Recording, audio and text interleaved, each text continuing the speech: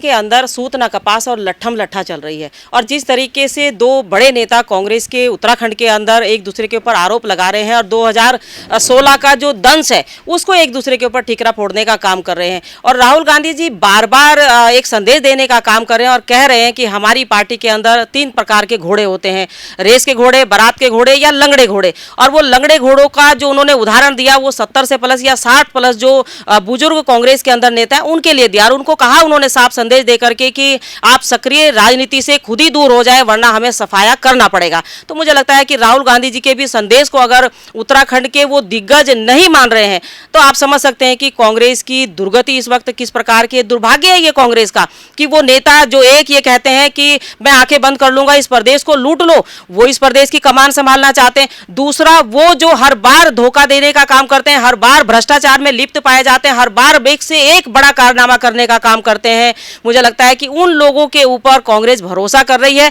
और उन लोगों को उच्च पदों पर बैठाने का काम करती है। बार बार आपने देखा होगा कांग्रेस में जितना बड़ा भ्रष्टाचारी होगा उसका इतना ही बड़ा पद होगा। तो आज राहुल गांधी जी के कहने पर भी अगर कांग्रेस के वो नेता, वो दिग्गज नहीं समझ पा रहे हैं तो 2027 का जो सपना कांग्रेस देख रही है मुझे लगता है वो उसको भूल जाए। भारतीय जनता पार्टी लोगों के बीच में काम कर रही है, विकास कर रही है, लोगों को जो है योजना देने का काम करिए, घर घर तक उस योजना को पहुंचाने का काम करिए, चाहे केंद्र की हो चाहे राज्य की हो। मुझे लगता है कि 2027 में एक बार फिर प्रदेश की जनता भारतीय जनता पार्टी के ऊपर भरोसा करेगी, पुष्कर सिंह धामी जी के ऊपर भरोसा करेगी, नरेंद्र मोदी जी के किए गए कार्यों के ऊपर भरोसा करेगी।